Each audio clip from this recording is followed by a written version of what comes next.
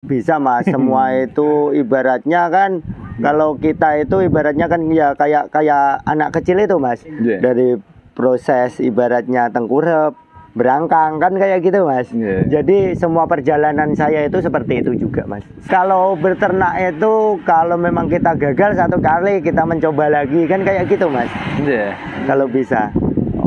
Kalau cuma diangan-angan aja ya nggak bisa lah Mas. Ya, intinya juga dipraktekkan dan dieksekusi dengan semangat juga yang tinggi. Sebenarnya kan kalau ke sapi ini hal yang mudah sebenarnya Mas.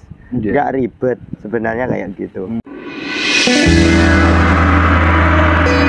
Assalamualaikum penduduk negara sapi semuanya yang tercinta. Apa kabar? Semoga kabar baik, kabar sehat selalu menyertaimu. Selamat datang di negara sapi. Mari kita perjuangkan sapi-sapi kita sebelum negara api menyerang, sehingga nantinya terjadi impor besar-besaran sapi ke negara sapi. Mari kita tingkatkan pemeliharaan kualitas sapi-sapi di negara sapi. Kita hanya mendisplay 3 ekor sapi yang dikeluarkan, masanya juga terbatas tempat. Kalau menginginkan sapi-sapi yang lain masih ada di kandang dan juga di mitra-mitra kandang-kandang yang lain ataupun mitra-mitra ternak dari Duta Sapi Farm. Langsung saja tanpa banyak basa-basi lagi kita menuju ke ownernya, Mas Iput. Selamat siang jelang sore Mas Iput. Selamat siang Mas. Mohon maaf Mas mengganggu waktunya ini Mas. Gimana Mas? Ini Mas Iput, jenengan pelihara sapi dari ini seperti ini memang dulu darinya berawal dari hobi seperti itu atau gimana Mas? Kalau saya berawalnya dulu itu dari hobi Mas. Yang sapi-sapi seperti ini berawalnya dari hobi Mas. Saya dari milih bibitan dari pedet, udah itu saya pelihara sampai segede ini Mas. Gitu. Ya, kebanyakan dulu di awal-awal belinya pedetan-pedetan gitu dipelihara, dibesarkan gitu. Iya Mas. Buat percontohan Mas. Pertama kali tertarik dunia sapi itu di usia berapa Mas ya? Tertarik dulu, belum ke arah pelihara ataupun jual beli gitu. Kalau saya udah dari kecil dari keluarga udah di apa Mas, udah diperkenalkan sama sapi. Soalnya sama simbahnya kan udah pedagang sapi Mas. Oh, simbahnya dulunya pedagang sapi. Iya, udah pedagang sapi. Jadi jenengan dulu mungkin pas waktu sekolah sudah seneng ikut main ke pasar gitu Mas ya. Iya Mas. Dan akhirnya tertarik lama kelamaan digeluti gitu. Iya, lama-lamaan digelutin. Saya udah dari SMP kelas 1 udah bisa beli sapi Mas. Sudah beli sapi? Iya. Bisa milih sapi konteks spek-spek sapi seperti apa gitu? Belum, kalau masih bisa beli sapi yang setakatan yang dijual di pasar Mas kalau waktu itu. Iya. Dan di awal Mas, di awal jenengan seperti ini di sapi-sapinya itu, nun sewu dari segi jenengan sekarang kan banyak, seluruh Indonesia banyak yang kenal jenengan. Dari awal-awal itu memang seketika langsung besar gitu apa gimana proses perjalanan jenengan? Ya, yang nggak bisa Mas. Semua itu ibaratnya kan kalau kita itu ibaratnya kan ya kayak anak kecil itu Mas. Yeah. Dari proses ibaratnya tengkurap, berangkang kan kayak gitu Mas. Yeah. Jadi semua perjalanan saya itu seperti itu juga Mas. Sama juga. Iya. Kendala terberat selama ini yang jenengan alami, kisahnya pahit getirnya gitu Mas, yang paling jenengan rasakan saat jatuh atau saat terasa pahit getir gitu, bisa diberikan sedikit contoh. Waktu itu pas musim PMK itu Mas. Oh, PMK itu Mas? Iya, yang musim PMK itu yang pahit getirnya Mas. Ibaratnya sapi udah terbooking semua, sapi ada yang terkena sakit itu Mas. Oh, sakit PMK itu Mas. Iya. Ya? Dan tidak usah disebutkan di sini, mungkin barangkali jenengan saat itu otomatis mengalami kerugian secara materi, secara mental juga. Secara mental juga iya Mas.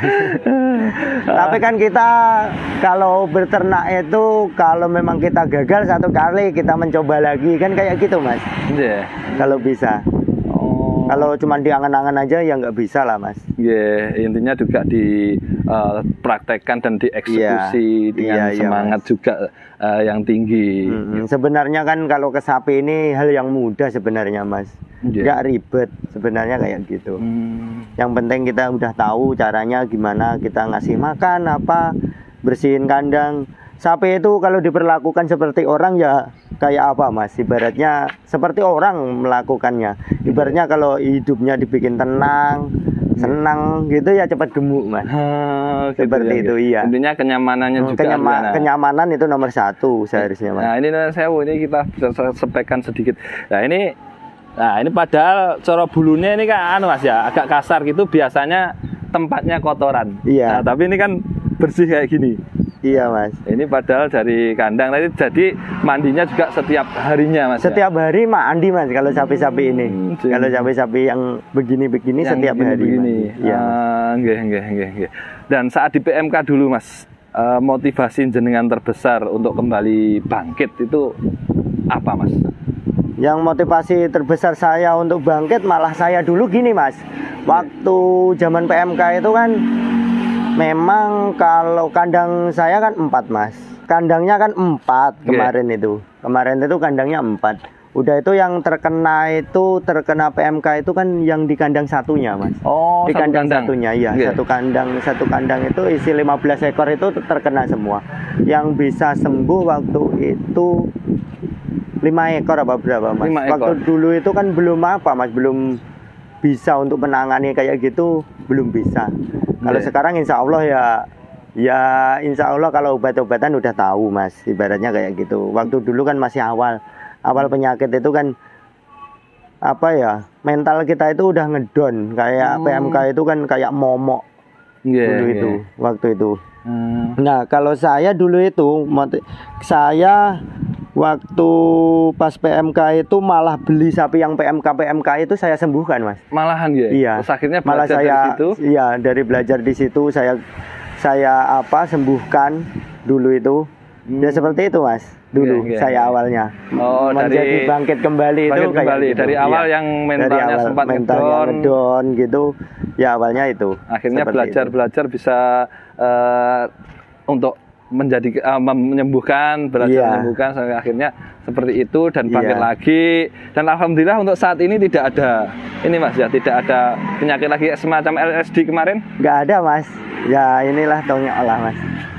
Nggak ada. Kalau semacam LSD kemarin sempat terkena tidak Mas? Nggak ada Mas yang terkena Mas. Alhamdulillah nggak ada.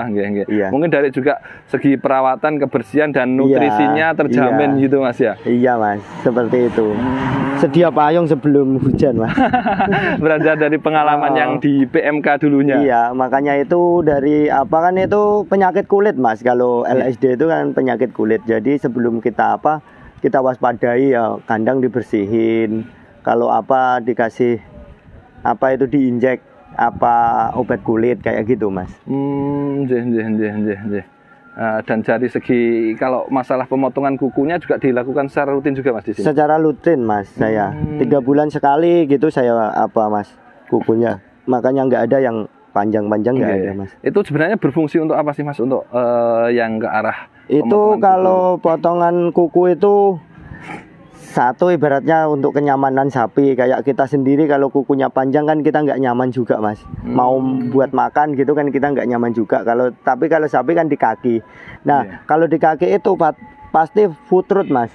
Futrut yang di tengahnya itu ada putih-putihnya itu kan sering terjadi itu Mas. Oh iya. Yang kayak apa itu nanah putih-putih itu kan karena itu kukunya menekuk gitu Mas. Jadi kotoran itu mengendap di dalamnya kuku itu. Di dalam kuku. Iya. Kayak gini. Nah ini seperti bengkang ini pas di situ di sini, pangkalnya. Mas, di sini, pangkalnya sini. Ya itu yang seperti nanah itu dan seperti akhirnya kan nanti sapi jadi merasa nggak nyaman, udah itu nggak nyaman dingklang itu Mas. Oh dingklang. Selain itu kalau situnya sampai luka terus termasuk kotoran atau kuman kan juga mengumpul di situ Mas. Tapi kalau kita itu kan ibaratnya sama seperti kita sendiri gitu loh Mas. Merawat sapi sama seperti kita sendiri. Ibaratnya kalau kita sakit jadi pertumbuhannya itu juga terhambat juga gitu Mas.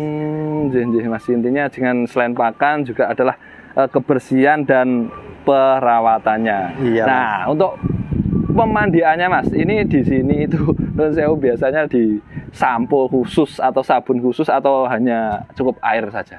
Kalau di sabun iya mas, pakai sanglet saya. Sanglet gitu iya, ya. Pakai sanglet itu mas. Pantesan nih kayak kinclong ya.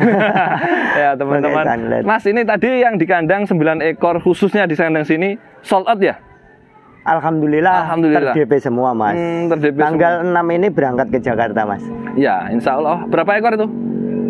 36 ekor. 36 ekor ya. Itu ya semuanya. Ya. Nanti ini kan yang di kandang sini tadi sampelnya. Sampelnya. Mas. Oh ya, Mas misalkan Mas selebihnya dari 36 ekor tersebut yang insya Allah meluncur ke ibu kota, ke Jakarta. Yang meluncur ke ibu kota yang bobotan 500 sampai 642 ekor Mas. Iya. Yang bobotan 700 ada 15. Iya. Terus bobotan 800 juga ada 15. Iya. Banyak mas ini. Banyak. Kalau total sapi yang berangkat ke sana 186 mas. 186 ya. Iya, tadi malam udah dihitungin sama istri 186 ekor. Iya. Kalau yang jumbunan seperti ini mas, barangkali nantinya dari yang setelah menonton konten ini ataupun mungkin tahu dari yang lain menghendaki ingin sapi jumbuan lagi, insya Allah masih tersedia atau bisa? Insya Allah masih tersedia mas. Masih tersedia, langsung hubungi nomornya aja. Nanti dipantau langsung. Jangan cuma lewat video mas. Iya. Nanti takutnya hoak. Kayak gitu. Ya, takutnya hoak nanti di video seperti ini teman-teman. Kalau mau cek di kandang desanya tadi belum saya sebutkan, saya lupa mas desanya. Desa Ngebong, Kecamatan Pakel, Kabupaten Tulungagung. Ini ibaratnya Tulungagung sing kidul dhewe mas. Ya, makanya saya katakan di utaranya Australia. Ya, memang benar mas. Ya, soalnya kalau ibaratnya ya mas ya, kalau pas ngirim di Malang gitu, ibaratnya anak-anak itu ngomongnya, iyalah bibit Australia oh, kayak gitu ya, mas. Bener kan? Ibaratnya bercandaannya kayak gitu. Iya. Dari deket sama Australia. Terbawa angin dari Australia ke sini. Mungkin kayak gitu mas. Iya, paling deket soalnya di Kabupaten Tulungagung ini. Mungkin kayak gitu. Teman-teman tadi nomor teleponnya lupa disebutkan yang di konten sini mas. Tadi di konten satunya sudah ada, barangkali yang di sini 0823 833 70573 mas. Itu langsung nomornya Mas Iput ya? Iya, langsung nomornya saya mas. Langsung silahkan tanya-tanya tentang sapi-sapinya, bisa langsung menghubungi Mas Iput dari Putra Duta Sapi Tulungagung teman-teman. Semoga yang sedikit ini bisa bermanfaat untuk panjenengan semuanya. Apabila jenengan puas dengan tontonan ini, silahkan di subscribe dan juga di like. Apabila tidak puas, silahkan tinggalkan komentar jenengan. Apabila nanti bisa bermanfaat untuk perkembangan channel ini ke depannya. Terima kasih banyak Mas Iput. Mohon maaf mengganggu waktunya. Terima kasih. Untuk peternak pemula Mas, ini ada pesan-kesan gitu? Ya, kalau peternak pemula ibaratnya kayak gini Mas. Jangan takut kita itu untuk mencoba. Kita harus dari awal itu harus memilih bibitan-bibitan yang kita sukai dulu Mas. Dari warna, dari apa yang kita sukai dulu, nanti beranjak itu kita tahu hasilnya kayak apa.